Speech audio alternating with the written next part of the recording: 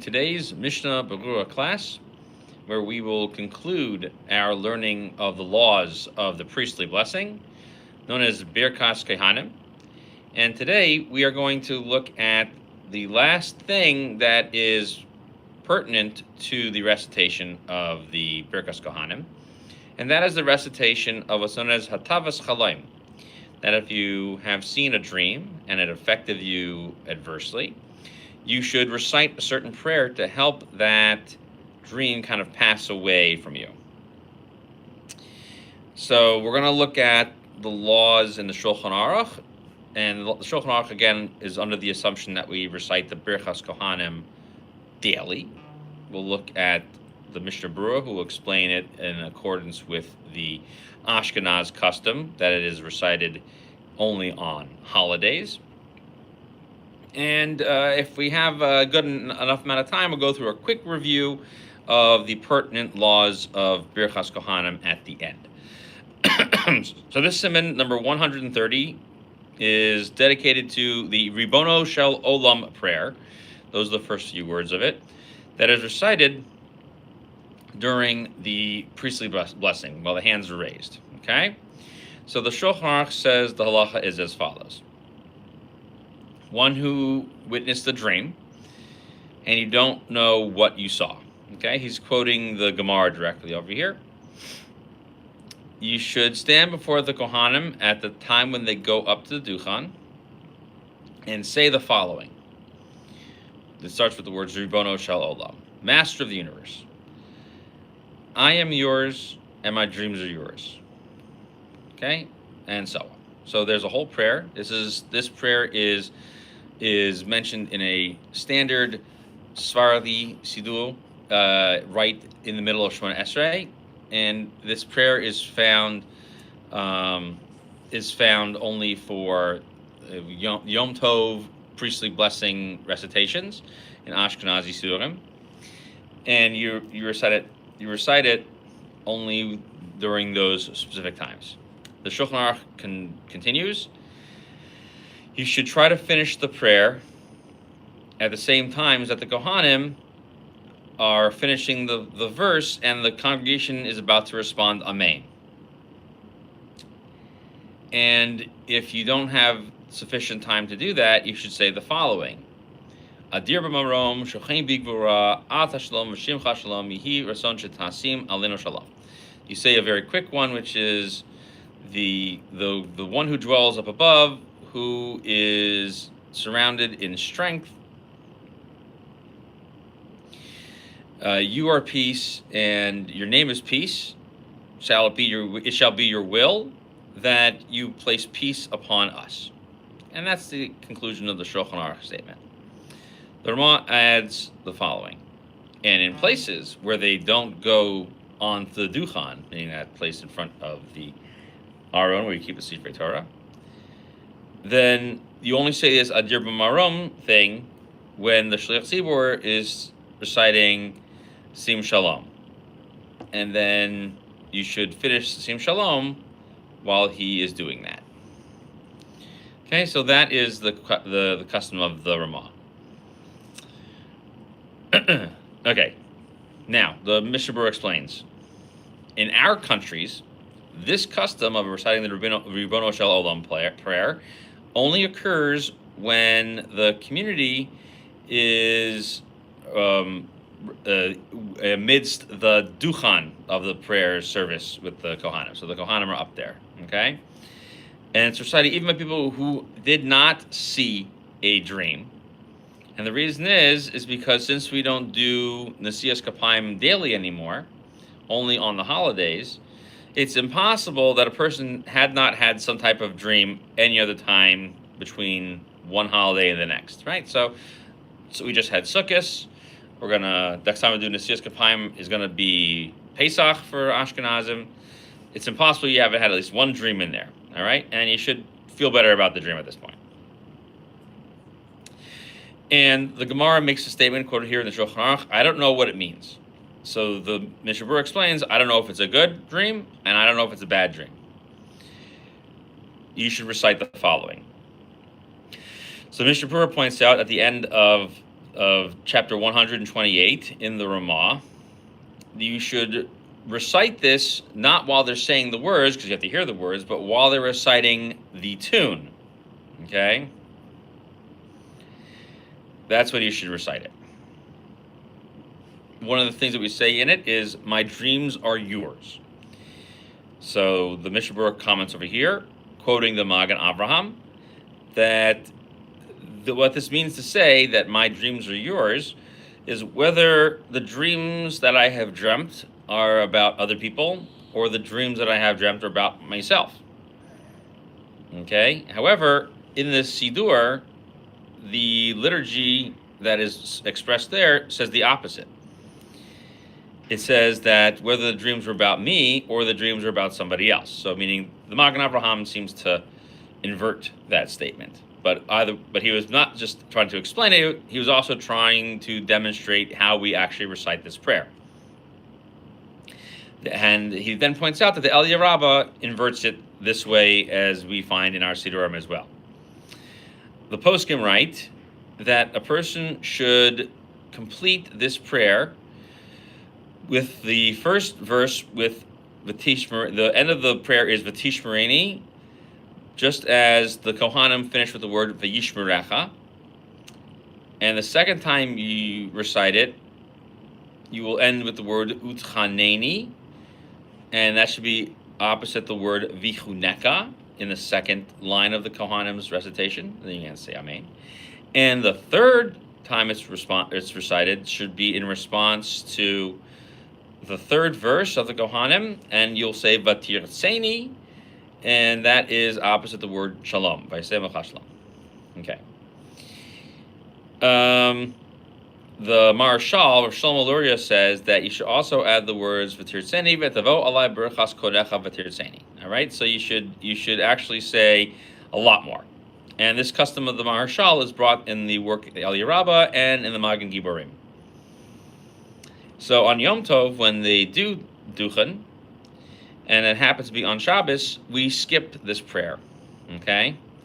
Because we don't say prayers for personal supplication on Shabbos, unless you had a very bad dream the night before. And that's something that is expressed explicitly in the Gemara. The Shulchan Aruch says that you should complete this prayer in the same time as the Kohanim, and that's how it should say. Okay? Now sometimes the word gam is added in there. That shouldn't be in there. So what it means is that at the end of every single verse that you say all three times, you should finish all three times at the end of it with this prayer. And that's also the statement of the Gra, who had this custom. He would say the Ribbono Shel Olam 3 times, including on the last ones. However, in many Sidurim, there's a Yehi Ratzon, a much longer prayer that's published in there.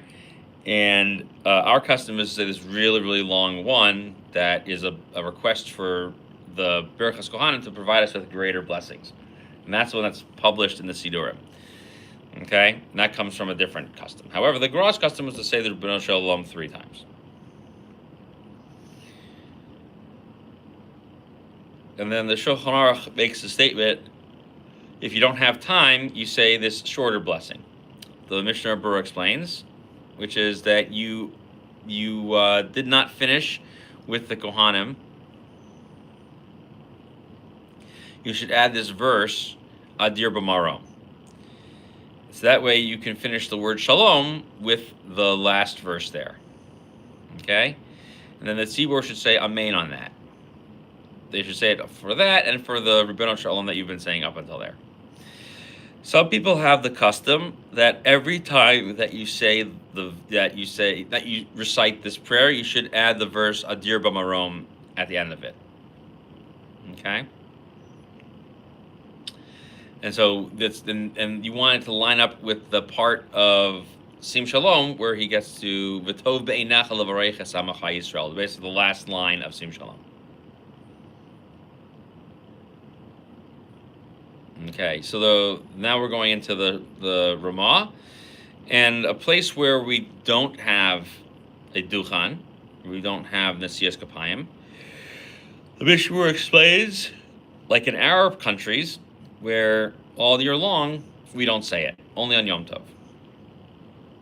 Okay, and it says he explains the word duchan. The word duchan is an interesting word. We've been using it quite a bit. It means the place in the shul where the Kohanim go to stand. Okay, for Nesias Kapayim.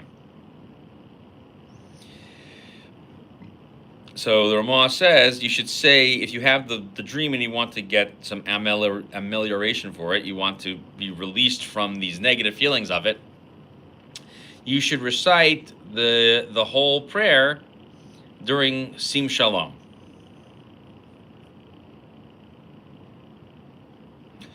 So that means that the prayer Ribono Shel Olam, Ribono Kol HaOlam, Ribono Shel Olam. One second. Ribono Shel Olam. Okay. The Mishnah Berurah says the word of the Mishnah Berurah he brings in is a rebone. It's Ribono Shel Olam. It's not. He just says the word rebone. That's why I was confused. Just my eyes went up and down, shooting up and down from the Mishnah Berurah itself back into the Mechaber. He says that this prayer of the Ribon is going to be said during Sim Shalom when there's no Kohanim. If you finish this prayer service before they finish the Sim Shalom, you should then add the verse Adir B'Maro. Okay? Now, I've never seen anybody do this. No one ever finishes early. Never, ever. Okay. The Achronim write that you don't say this prayer every day. You only recite it when the previous evening you have seen some dream that bothers you. How could you say the words otherwise? I had a dream, and he had no dream. So that's what then is supposed to happen. This is not explicitly stated, but it's inferred that it's only supposed to be said when you actually had a dream.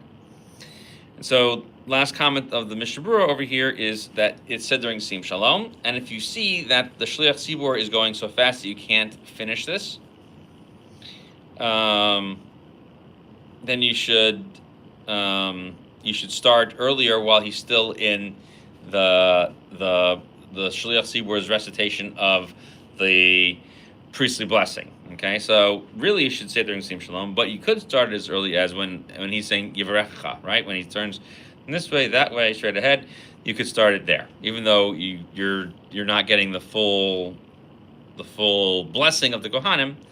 You're still including yourself in that blessing over there. So we have a few extra minutes. This concludes our learning of the subject of Nesias Kapayim. So let's do a quick review of the laws. Next time we meet, we will go over the laws of Nefilas Lapayim, which are the laws of Tachanun. So just a quick review of the laws of Birchas Kohanim. So Birchas Kohanim we learned was a positive mitzvah. And this mitzvah is one that was delivered in the Torah. It says God spoke to Moshe, saying, go speak to Aaron and tell him, you shall bless the Jewish people in the following ways. This all comes from Midbar, chapter 6, verses 23 through 26. Okay, and the three blessings are there quoted.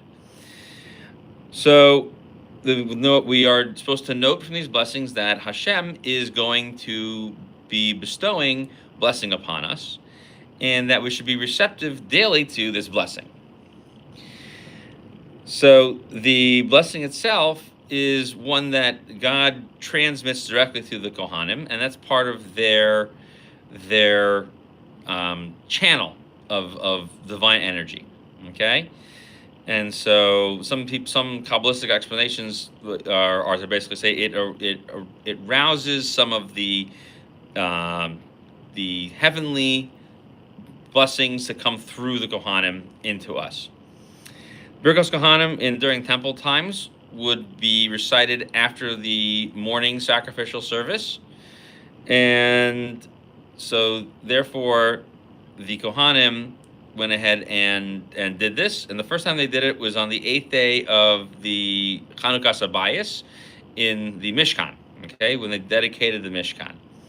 And so that we see was done, that story is recorded in Vayikra chapter 9.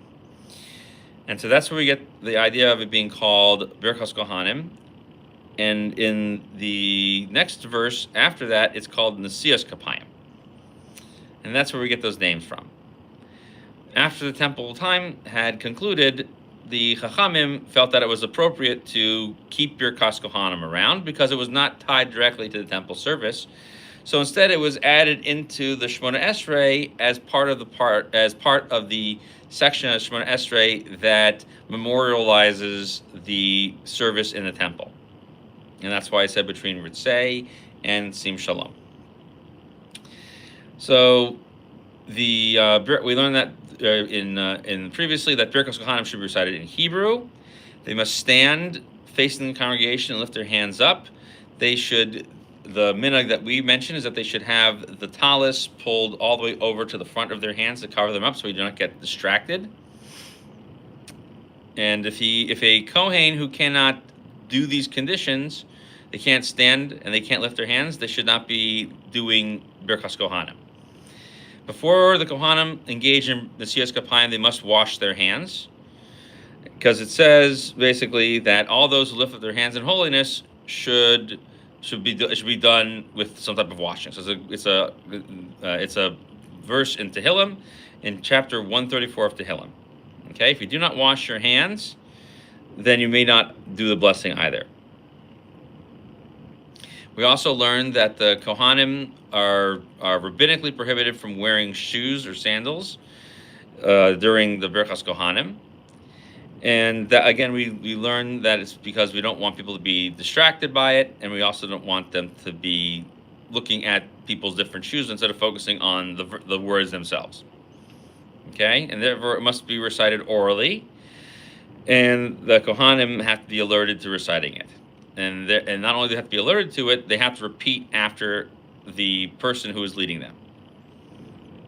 Okay, so the Chazan has to recite it for them, and they have to repeat afterwards. And then after each one, the congregation says Amen.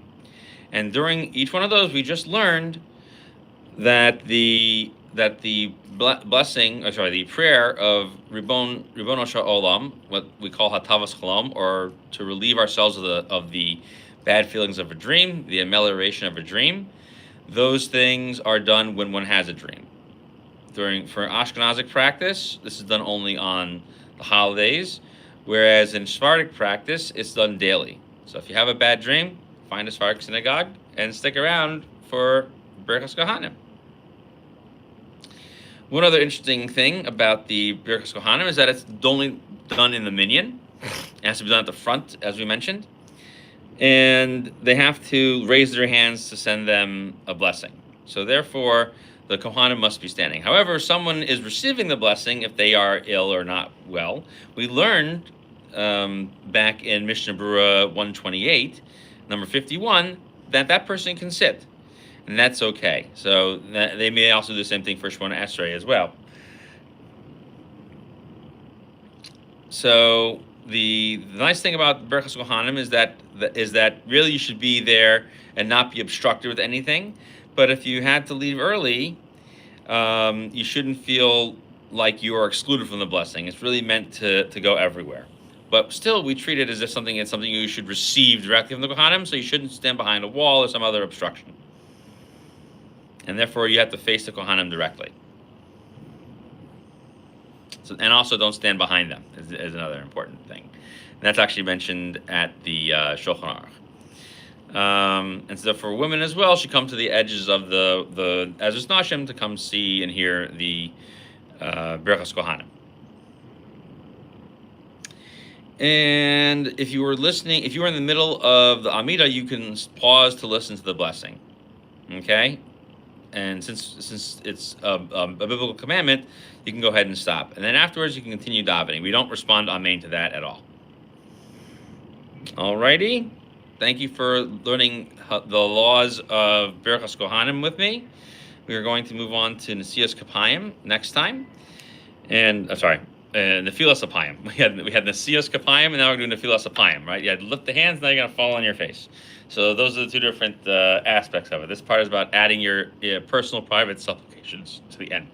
First of all, there's no women's section. The women can stand could technically stand in the very back and erect the barrier for them ad hoc. or if they stand outside, we learn that there's nothing that really stops them from being included. So we'll continue next week with the laws of Tachanun and personal supplications. Thank you so much for sticking with us on yet another topic in Daily Halacha, and we will see you next time.